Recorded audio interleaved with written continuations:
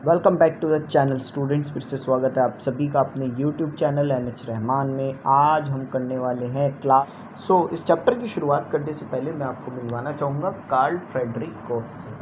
Karl Frederick गोस को Prince of mathematician भी कहा जाता है, क्योंकि इन्होंने कई सारी थ्योरीज दी जो मैथमेटिक्स में बहुत ज़्यादा काम आती हैं और बहुत भलाई का काम किया इन्होंने। खैर, तो इनका मानना ये था, इन्होंने ये बोला था कि जितने भी कंपोजिट नंबर होते हैं, अगर हम उनके फैक्टराइज करें तो जो नंबर्स आएंगे वो हमारे प्राइम नंबर्स होंगे, और उन प्राइम नंबर्स का जो प्रोडक्ट होगा वो उस कंपोजिट नंबर के इक्वल आएगा।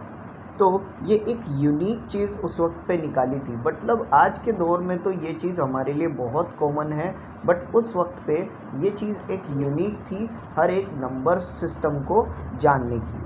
तो जैसे कि मैंने आपको पहले भी बोला था डिस्क्लाइमर में कि अगर आपको प्राइम फैक्टराइजेशन नहीं आता तो आप हमारी ये वीडियोस देख सकते हैं, और अगर आप क्लास 10th में आ चुके हों तो कहीं ना कहीं तो आपने प्राइम फैक्टराइजेशन किया होगा।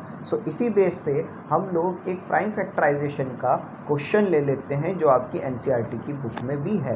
तो ये है 32,760।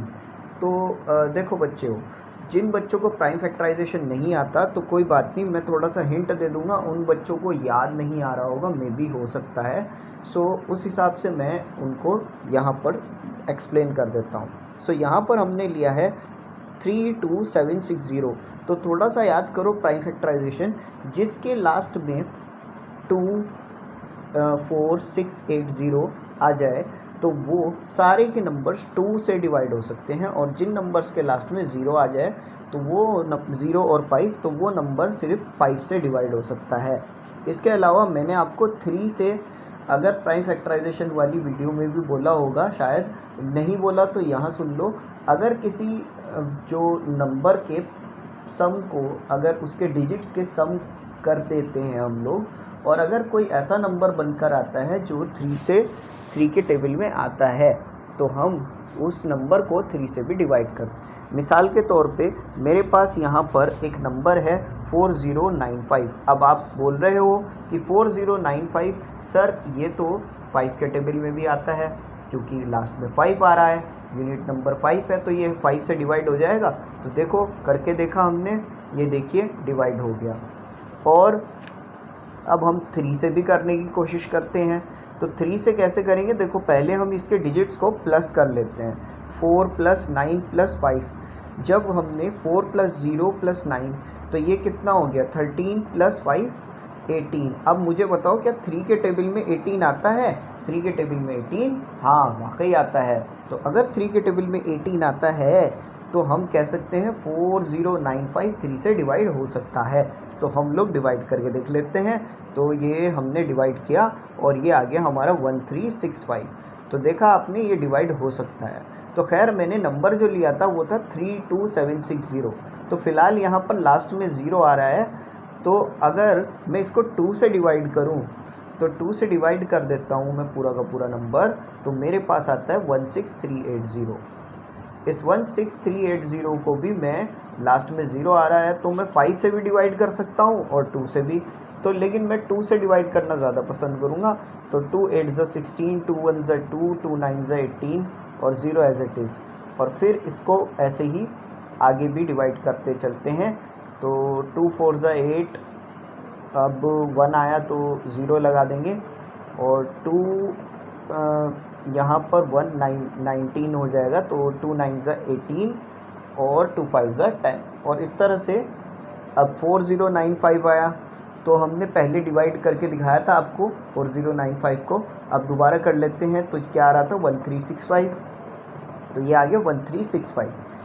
अब आप सोच रहे होंगे सर 5 से डिवाइड क्यों नहीं कर रहे हैं? तो कर सकते हैं भैया, ऐसी बात नहीं है, तो कर लेते हैं। वैसे 3 से करना बेहतर रहेगा। अभी पूरा नंबर निकाल लेते हैं 3 से। अगर कोई नंबर, तो अगर हम ये 1365 जो आया था, अगर इसको हम ऐड करते हैं तो 1 + 3 4, 4 + 6 10 + 5, ये 15 आ गया, और 3 5 ज़ा 15 होता है। इसका मतलब ये 3 से डिवाइड हो सकता है। 3 4 ज़ा 12, ठीक है, 3 4 12, देन आगे किया हमने 3 5 15, 6 आ चुका था, 3 5 15, और फिर दोबारा 1 और इधर से 5 उतरा है तो 3 5 15 अगेन, तो ये 4 5 5 हमारा दोबारा आ चुका है। अब मैं अगर इस 4 + 5 को प्लस करता हूँ तो ये 14 आता है, और 14 3 के टेबल में नहीं आता। तो इसका मतलब अब हमारे पास एक ही नंबर बचा है जिससे हम डिवाइड कर सकते हैं, वो है तो 5 से डिवाइड कर लेते हैं। तो 5 9 45, 5 1 5, तो ये आ गया 91। और 91 जो है वो 7 के टेबल में आता है, 13 के टेबल में भी आता है, क्योंकि सब बच्चों को पता होगा 7 × 13 जो होता है वो 91 होता है। तो 7 × 13 91, और 13 1 13। तो ये जो नंबर सारे आए हैं, ये 2 2 2 और 3 3 3 और 5 और 7 और 13, ये आप सारे देख रहे हो, ये सब प्राइम नंबर्स हैं।